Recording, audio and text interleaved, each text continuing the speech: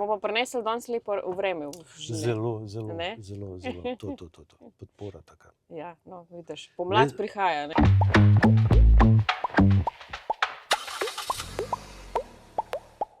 Ja, pozdravljeni v podcastu Po desnem pasu. Danes se nahajamo v ljubljanskih Fužinah z našim kandidatom Daliborjem Pejičičem. Živjo. Pozdravljena. Živjo. Živjo. Daj mi malo povej za začetek, s čim se ukvarjaš, kaj delaš kaj v življenju? Jaz v bistvu zdaj delam magisterij, končujem. Drugače sem zaposlen na Slovenskih železnicah.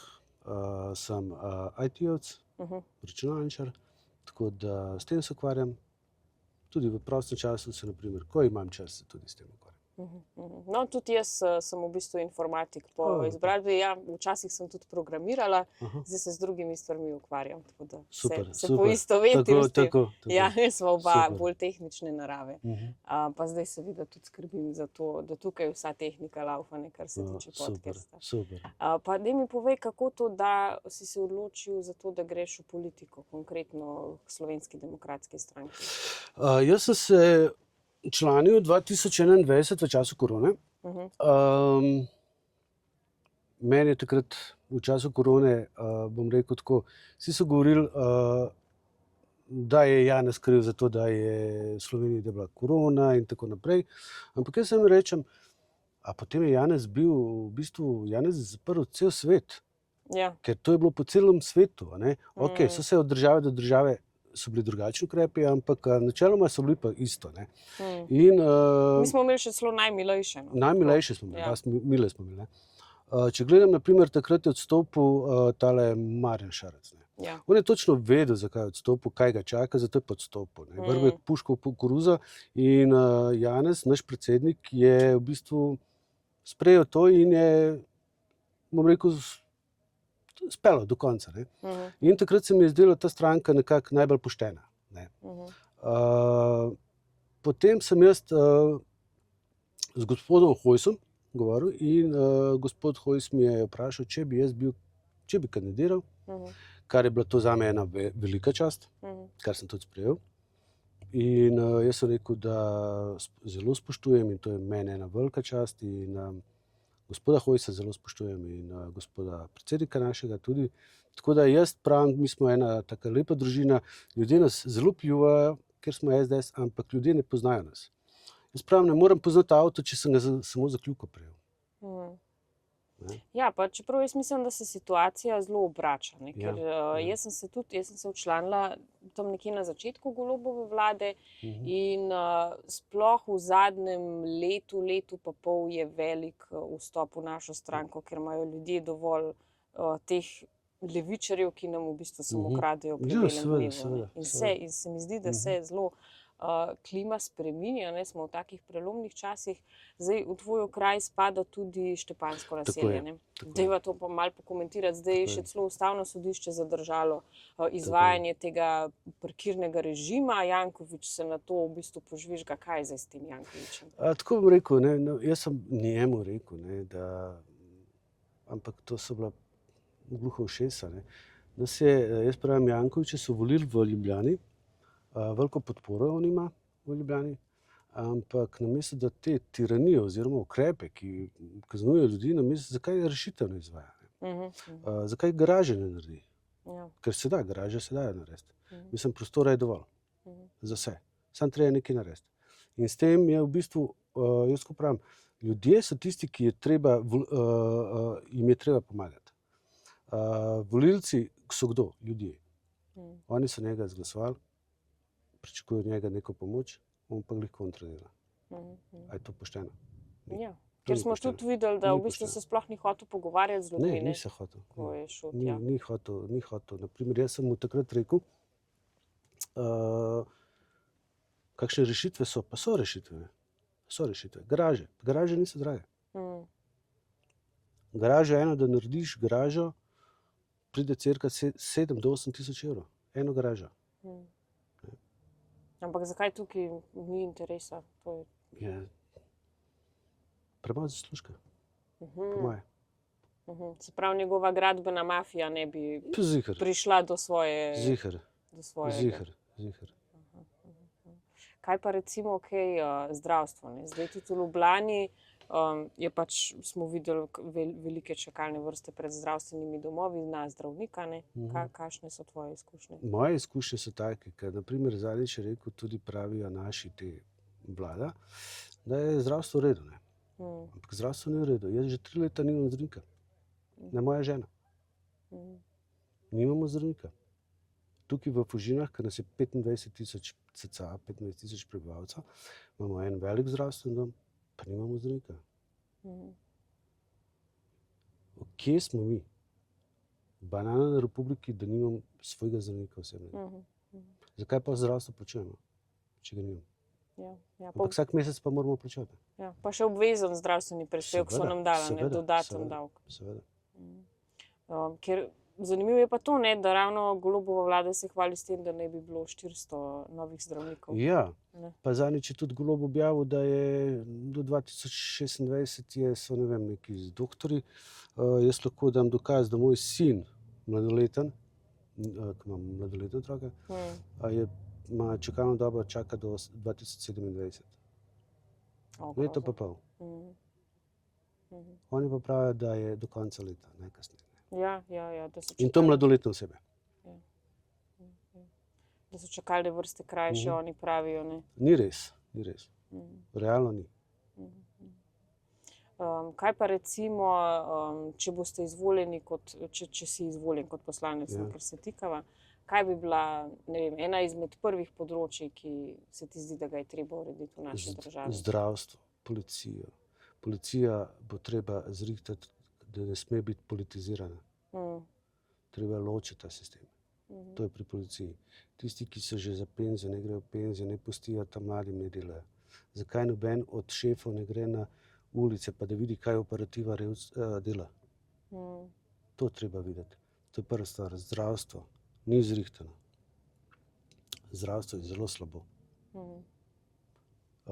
Potem šole so tudi, preveč je v šoli te politike. Nasploh je ta levica nam dala, da se izrazim levica, levica ne samo levica, ampak vsi. Zakaj toliko sovražnega govora? Preveč je tega sovražnega govora. Kolikor je zdaj, jaz se ne spomnim, da kdaj bi tak sovražni govor. Ja, oni so se v bistvu sovraštvom pa uspeli na oblast, ne, ta trenutna vlada. To ni pošteno, jaz pravim. Načeloma bi mogla volja ljudstva, da bi se ljudem pokazali. Jaz sem rekel, če uspem, če bi bil poslanec, hodim klala dol v Sombrero bar, ker so zelo lep lokalček, hodim tja, jaz sem rekel, dobrodošel je vsak. Če ima kakšen problem, ne pove. Vse bomo poskušala rešiti. Ok, ne moramo vse rešiti, ne, dejstvo, ampak poskušamo pa lahko. Tako da je opcija. Prispevek za dolgotrajno oskrbo. To treba ukiniti. Za starejše že tako imajo minimalne penzije, pa jih pa še s tem. Kaj gre ta denar? Ja, to je dobro vprašanje. Kaj gre ta denar? V bistvu smo videli, da veliko tega denarja so namenili tudi za promocijo dolgotrajne oskrbe. Ne za zagotavljanje storitve, ampak za to, da so promovirali idejo v tem. Mi moramo poskrbeti za svoje državljane in državljanke. Ja, res. Ne za tuje, ker mene tuja država ne zanima, niti oni vejo za nas, niti jaz vem za njih. Vsaka država ima svojo politiko in svoje vodstvo, ne jih oni to rihtajo. Zakaj moramo mi? Mi imamo zelo veliko revežev že tukaj v Sloveniji. Zakaj ne poskrbimo za te reveže, naprimer imamo dal na morju Debeli rtič, pa take zadeve te, pa da bi poslali za 7 dni na morje, take družine. Eni morja nikoli niso videli. Žal. Ja, res je. Ker odkrito je bilo tudi to, ne, da ta vlada milijone namenja za projekte v tujini, pa da se gradi, da se obnavlja vodovod v Veliki Kladuši v Bosni in Hercegovini, v Afriko pošiljajo denar. To sem tudi slišal. Mislim, kaj je Posod pošiljajo. Mislim, jaz pravim, nisem sebičen, ampak pošiljamo drugam denar, ampak za naše pa ni. Ja. Lansko leto je bila kila te letine je bila 11 evrov, zdaj pa že 20 evrov. Mislim, kako pa to sfolgati do konca meseca? Ni, ne. Pa te ceste, naprimer Zaloška cesta pri nas, to je katastrofa, tam bomo že počasi amortizerje pustili tam. Sploh se ne vlaga, ne, nič se ne rihta. Ljubljana, naprimer, je tudi zaspala. Ljubljana spi. Na Štajerskem koncu, ko gledam, gor se zelo veliko dogaja. Gor se veliko dogaja, so fešte, so za mladino, ki je narejen. Tukaj ni nič. Tukaj, naprimer, v Fužinah nimamo, naprimer, za pozimi, za otroke nimamo nobenega prostora, da bi lahko kam otroke peljali. Nič nimamo. Pa tudi vrtci, ne, so skozi dražji. Če dali dražji so, ne. Če dali dražji so. Kaj pa recimo zdaj oba dva sva računalničarja, ne? In zdaj je vlada rekla, da so bili oni žrtve kibernetskega napada. Zdaj. Prosim lepo. A temu verjameva? Kaj ne verjamem. Ne verjamem. No. Tako bom rekel, napad je najboljša obramba. Res je. Tako sem izrazil. Mislim, napadalci ne bi bili zunanji. Kako je, če bi bili res to napadalci zunanji, on je v istem dnevu povedal, gospod predsednik je rekel v istem dnevu, da je pa sumi Svoboda, SDS. Ne. Ja. Če so napadalci zunanji, kako ti lahko izveš, da je to naročila stranka SDS? Ja. To se v enem dnevu ne da izvedeti. Ne. Prvo je treba udar rešiti, potem so pa še druge zadeve, tako da ni to tako enostavno. Najlažje pa SDS. Itak, dobro. Se to vedno počnejo. Pač tako je, ne. Mislim, težko je ljudem, jaz pravim takole, ko hodimo po stojnicah, pa to pa je zelo velik, lep, pozitiven odziv tukaj tudi pri nas, ampak težko je pa doseči nekaj, ker oni imajo neka svoja prepričanja in oni pravijo, SDS je tista najhujša. Kaj je najhujša? Kaj je naredila? Dajte mi nekaj povedati, pokazati, kaj je stranka SDS, ki ga naredila. Pa nimajo, ampak je pa najhuj naredila. Ja.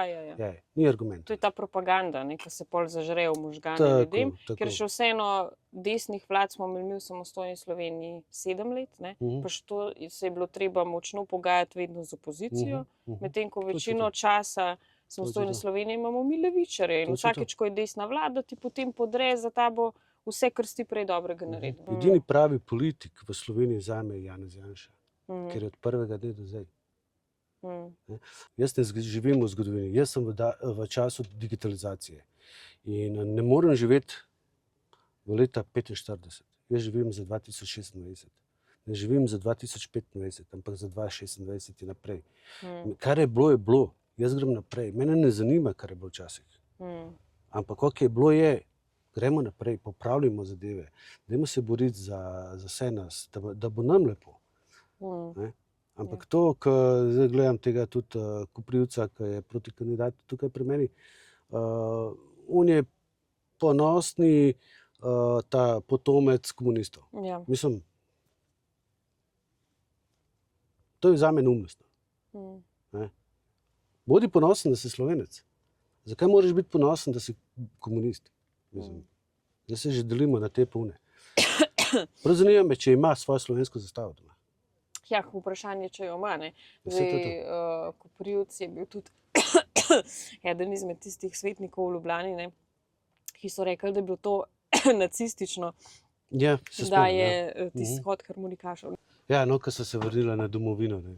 Mislim, moja domovina, ne, pa če poslušaš čisto pesem, ne, besedilo, tukaj čisto ene slabe stvari. Ne. Mislim, kaj oni hočejo poslušati? Mene to zanima. Da je to, ne vem kakšna, ne vem, kakor tisto harmonikarji, ki so bili v centru, kakšna bi pa mogla biti pesem? Ja, očitno imajo raj trubače, ne. Očitno oni preferirajo vse druge kulture, samo slovenske. Dobar, jaz tako gledam na to, jaz sem imam za Slovence. Moji starši so iz Bosne prišli leta 71 v Slovenijo.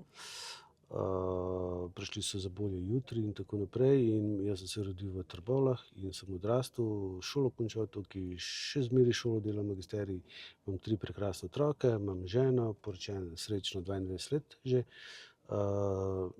Moja domovina je Slovenija. Mene pošiljajo nazaj, ampak jaz ne vem, kam nazaj. Pa zakaj nazaj? To je tisto, ne. Jaz sem za Slovence, ne. Ampak, pa gledam, naprimer, jaz sem doma isto slovensko zastavo, definitivno jo imam in sem res vse praznike to spoštujem, zato sem pa tudi sem SDS-ovec, zato ker izgubilo se to, tisto slovensko se je izgubilo. Ja, Ni več tisto slovensko, kar je bilo včasih. Ne. Zadnjič sem svojemu sinu sem pustil tisto Moja dežela, ki je bila pa tista lipa, tisto, ki je narisal. To tako lepo. Ampak zdaj pa se je izgubilo to. Pa ne vem zakaj. Ne. Ja, preveč se tepta slovenski narod, ne vem zakaj se želi zadušiti našo kulturo. Ne? Ja, In je prav, da smo mi tukaj, da nekako spet obujamo to slovensko pomlad. No. tako. To je zelo lepo. Ne. Jaz pravim, to je zelo lepo, takole, da je treba zbuditi. Ne. Zdaj se prebuja Slovenija. Ne. Jaz pravim, Slovenija se trenutno prebuja. Ne. In če zdaj ne bomo naredili, ne vem, kaj bo. Hvala za ta pogovor, Dalibor. Hvala. Želim vso srečo na prihajajočih Hvala od srca. parlamentarnih volitvah. Hvala. Srečno. Hvala.